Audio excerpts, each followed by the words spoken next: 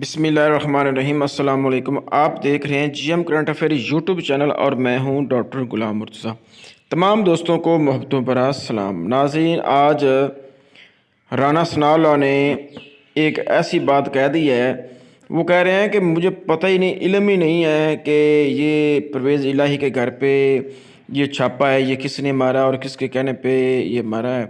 تو بھائی یہ تو عجیب ہی بات ہو گئی، اور انہوں نے یہ کہا کہ اگر یہ جس نے بھی یہ کام کیا یہ غلط کام کیا ہے اور اس کی اس کو سزا ملنی چاہیے، اور جو بھی جس کے کہنے پہ کیا ہے اس کو بھی سزا ملے گی۔ تو اور انہوں نے کیا کیا کہا، آئیے سب سے پہلے ویڈیو دیکھتے ہیں، پھر دیں گے اپنا ریویو۔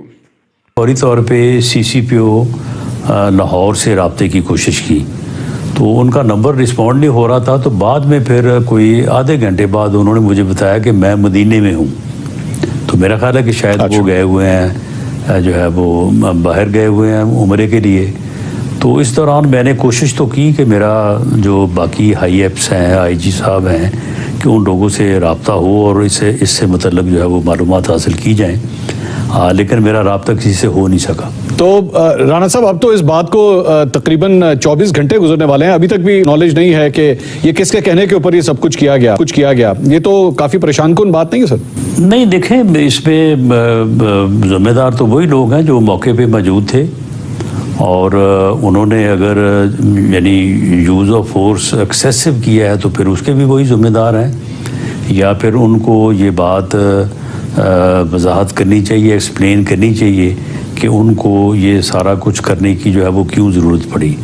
کیونکہ ایک یعنی روٹین کے میں اس حد تک کہ آپ جو ہے وہ گیٹ توڑیں اور جو ہے وہ گھر میں داخل ہوں، اس کی جو ہے وہ ضرورت نہیں ہوتی۔ اور ویسے بھی میرا تو خیال ہے کہ کل پرویز الہی صاحب باہر گھومتے رہے ہیں، ایک دو جگہ پہ تو میں نے خود ان کو میڈیا پہ دیکھا، تو وہاں پہ ان کو بڑی آسانی سے گرفتار کیا جا سکتا تھا، اتنا یعنی آپریشن کو مشکل بنانے کی ضرورت نہیں تھی۔ نہیں تو پھر رانا صاحب یہ کہا جا سکتا ہے، کیونکہ ظاہری بات ہے اس کا اثر جو ہے وہ آپ لوگوں کا جو مذاکراتی عمل ایک چل رہا ہے اس کے اوپر اس کے چھینٹے تو پڑیں گے ساری چیز کے۔ تو اگر آپ یہ فرما رہے ہیں کہ یہ ایک ناپسندیدہ عمل ہوا ہے، یہ جو کچھ بھی ہوا ہے، تو اس سلسلے میں تو پھر بطور وزیر داخلہ آپ کو ایکشن لینا چاہیے، ان جو بھی ذمہ دار ہیں ان کے خلاف ایکشن ہونا چاہیے۔ نہیں، دیکھیں، پنجاب گورنمنٹ جو کہ کیئر ٹیکر گورنمنٹ ہے، اور پنجاب پولیس وہ براہ راست تو وزارت داخلہ کے متحد نہیں ہے، بلکہ وہ وزیر اعظم کے بھی متحد نہیں ہے۔ یہ جو ہوا یہ وہی ذمہ دار ہیں، جو اچھا کیا تب بھی ان کا کریڈٹ ہے، اور اگر کوئی ڈیبٹ والی بات ہے تو یہ بھی ان کا ڈیبٹ ہے۔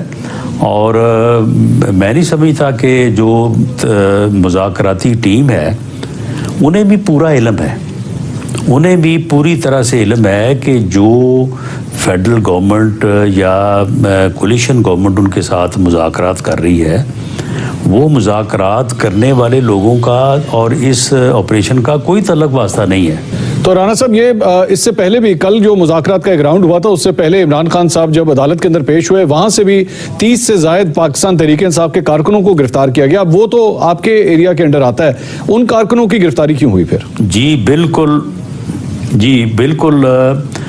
میرے علم میں جب وہ بات آئی کہ انہوں نے کہا کہ جی 30 لوگ تھے یا 23 لوگ تھے، تو ہم نے ان کو جو ہے وہ گرفتار کیا ہے۔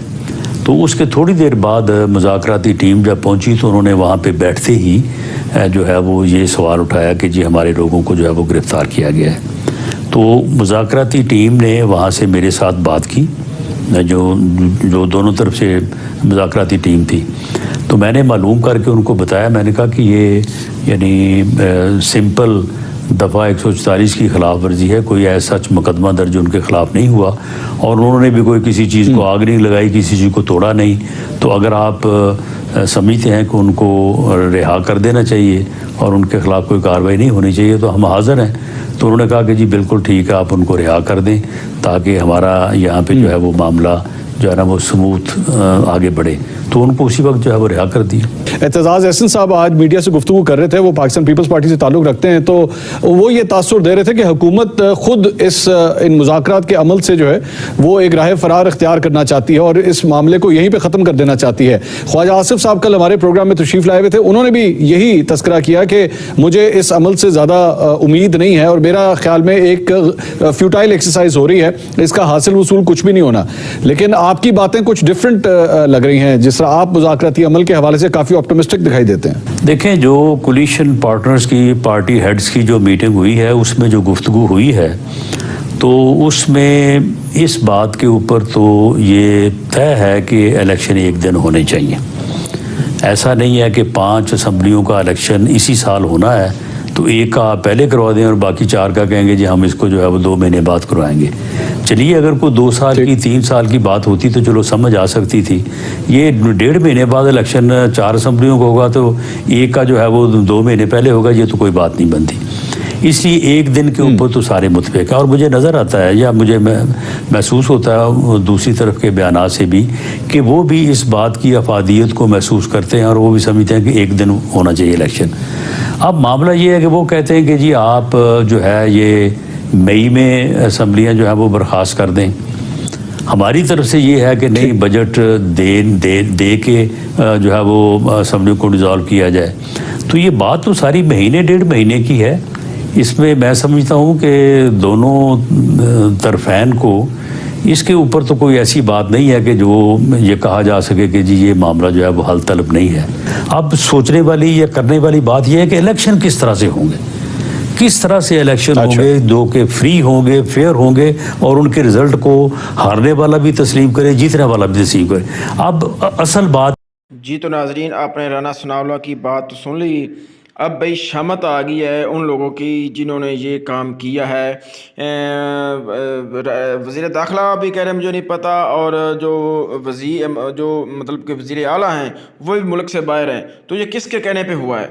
तो भाई उन लोगों की शामत आ गई है, तो राना सनाउल्लाह ने बता दिया है। तो यही है जी आज की वीडियो। उम्मीद करता हूँ कि आपको हमारी वीडियो पसंद आएगी। वीडियो पसंद आए तो वीडियो को लाइक करें, शेयर करें, हमारे चैनल को सब्सक्राइब करें। तो मिलते हैं अगली वीडियो में किसी नए टॉपिक के साथ। तब तक दीजिए इजाज़त। अल्लाह हाफिज़।